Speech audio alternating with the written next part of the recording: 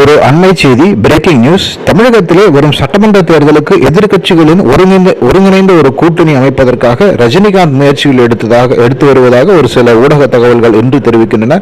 குறிப்பாக தமிழ் தொலைக்காட்சி ஊடகங்களிலே இந்த செய்தி இன்று பரப்பப்பட்டு வருகிறது. சில மாதங்களுக்கு முன் ரஜினிகாந்தை அரசியல் ஆய்வாளர் ரவீந்திரன் துரைசுவாமியும் நாம் தமிழர் கட்சி ஒருங்கிணைப்பாளரும் சீமானும் ஒன்றாக மரியாதை நிமித்தமாக சந்தித்திருந்தார்கள்.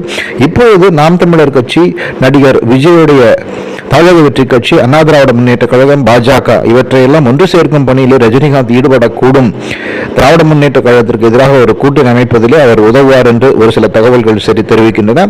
இவை எந்த அளவுக்கு உண்மை என்று தெரியவில்லை. குறிப்பாக திராவிட முன்னேற்ற கழகத்திற்கு எதிராக ரஜினிகாந்த் அப்படி ஒரு நிலையை எடுப்பாரா என்பது சந்தேகமே. ஏனென்று சொன்னால் அவர் பல திரைப்படங்களில் சன் தொலைக்காட்சியிலே சன் மூவிஸில் கையெழுத்திட்டிருக்கிறார் என்பது குறிப்பிடத்தக்கது. பொறுத்திருந்து பார்க்க வேண்டும் இந்த செய்தி உண்மையா பொய்யா.